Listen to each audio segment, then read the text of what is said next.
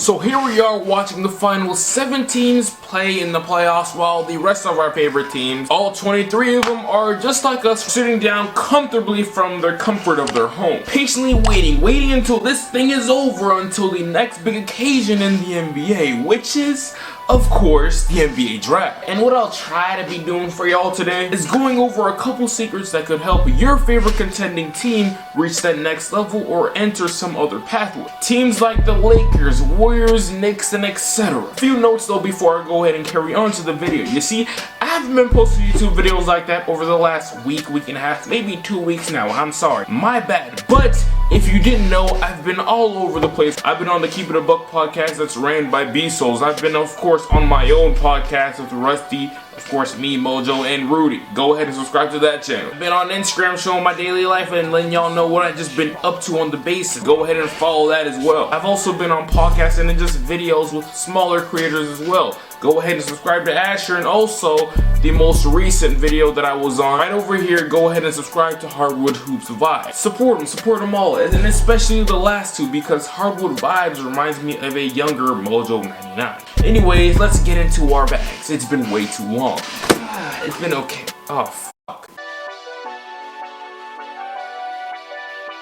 The Lakers went out sad, we all know this. In a season full of unfortunate events consistently happening, it was only fitting that this actually happened. And now, what's next for fans of contending teams wanting to win sooner than later? Lakers, Warriors, Memphis, Knicks fans, like all of y'all, man, y'all can just walk around through the rest of this playoffs moping your huge heads through every single game, bro. Tighten up, look forward, man. Like, it's on to the next, and what the next is specifically, of course, like I said, the draft. There's certain players that specific eliminated teams should go ahead and take a look at. Now, these players, awkwardly enough, may be players that you haven't known, but more than likely you will know. I just like the word secret a lot, even though this is not a secret. Anything is just something that's not displayed to the mainstream media just yet because the playoffs are ongoing still. I figured that I'd go ahead and entertain y'all fans who aren't in the playoffs, to give y'all something to look forward to. The surprise team of the NBA this past season was, of course, the New York Knicks. They had a phenomenal season that sadly had to be ended and stomped and put in the dirt 6 feet, bro,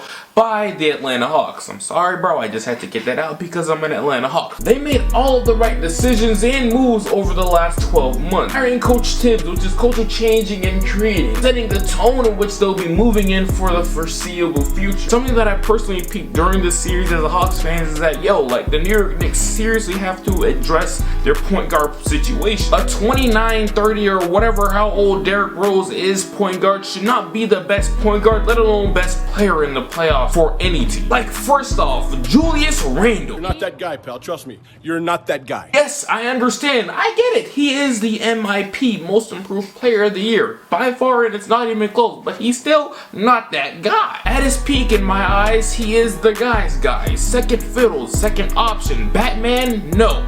He is a Robin, though. When it comes to finding that guy, that is just something that they cannot do with where their draft pick is going to be at in the 2021 NBA draft. That's not for the draft, bro. It has to be an issue that they address once free agency comes. An issue that they could easily address in the draft. It's not hard to address, bro. I could go to the street, find a random dude, and pick him up, and he'll still be better than this player that I'm about to talk down on. Elfrid Payton. Elfrid Payton is just not a good NBA player, point blank, period. Now, I'd be lying to you if I told you I sat here and watched all Knicks games. Like, bro, that's cap. I probably watched maybe 10, 5, realistically like 4, not including the playoffs, of course. And whenever I did watch New York Knicks games, like 80% of the time, I'm like, what is Elfrid Payton doing? Why is he on the court? Things got so bad for Elfrid Payton in the NBA playoffs that this man put up a whopping, hold on, let me go ahead and pull up the stats on my computer. So I saw this on my computer, I was like, bro, ain't no way in hell. Well, guess what, bro? There is a way in hell. In the playoffs, this man was so bad, he got yanked out and he was given up by Tom Thibodeau after starting the entire season. He played only 2 games in that Atlanta series. In the first game, he played 8 minutes. In the second game, he put up 5 minutes. And he averaged an insane, a historical 0.5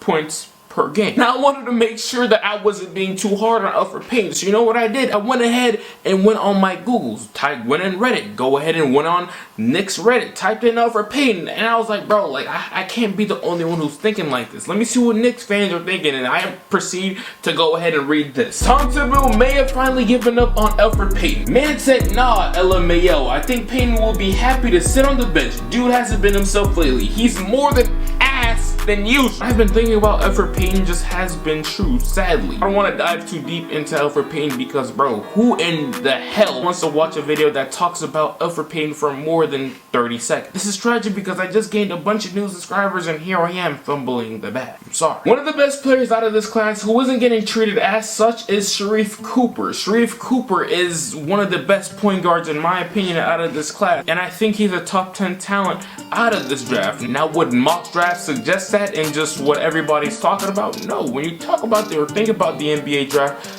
and just guards in general, you're thinking about Cade Cunningham, Jalen Green, Jalen Suggs. You know, guys like that, those are the headliners of this class. Sharife Cooper isn't on headlines as much, or at least not as much as he deserves. This 6'1" speedy pass-first point guard, in my opinion, is someone who could greatly benefit being on the Knicks and also vice versa. I said it before like 4, 5, 6 months ago, and I'm saying it again. I think he's the best passer out of this class. His reads, his accuracy, and also instincts on the ball is ridiculous. He's exciting as hell to watch and is someone that I would trust in my organization to go ahead and run my team for years and years and years to come. Now, does Sharife Cooper has his flaws? Yes, you can't name a prospect or person on this planet who doesn't have their flaws, but I'm willing to oversee those flaws because of how much greater Sharife can be than his flaws. He overshadows them. I pray to God that the New York Knicks do what they gotta do to go ahead and land Sharife Cooper. They have not one but 2 first-round picks thanks to the Dallas Mavericks, and if they have to trade up, bro, go ahead and trade up. Do your thing. You have multiple first-round picks that you really don't have to use like that. Go ahead and select a player that will strengthen the future of your franchise. You have trade pieces, assets. You got Frank Ntilikina. You got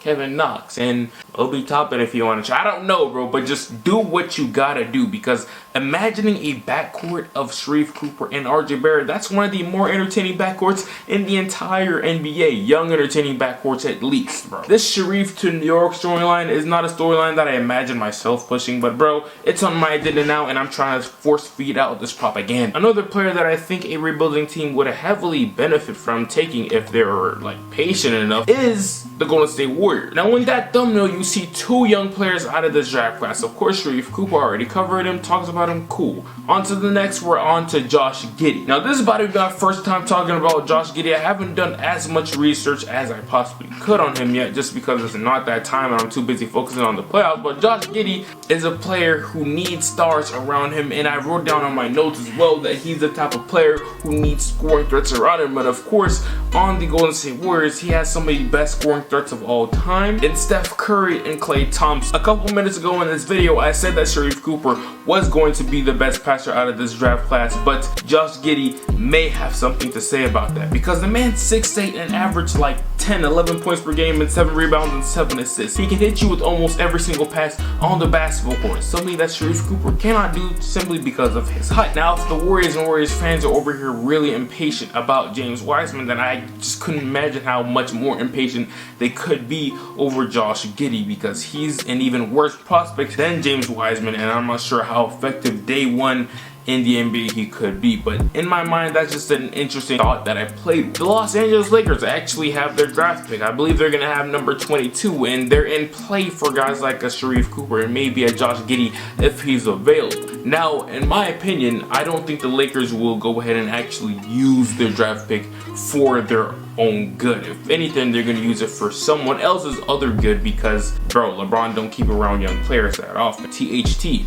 See you later soon, bro. So it's not really worth it for me to go ahead and sit here and give you guys gems and jewels about what young players will look really good on the Los Angeles Lakers when they're just gonna pack them and ship them off for somewhere else in return for older veteran talent. It's just not worth it, bro. The Lakers are gonna select the best possible talent out there that suits any team that they're talking to when it comes to packages and deals. You just watched a video of me telling you about the 2021 NBA draft secrets that the media isn't willing to show you just yet.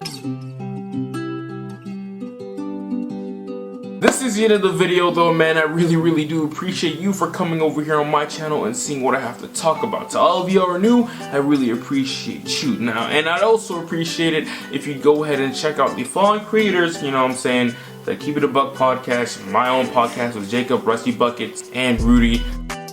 I don't know if I was supposed to say his last name, but I'm gonna blur it out anyways. And also check out Asher's podcast. I have an episode up there with him over there. Go ahead and run those numbers up. And also Hardwood Vibes. Go ahead and subscribe to him. He makes videos way more often than I do. He was back on. He uploads videos on it.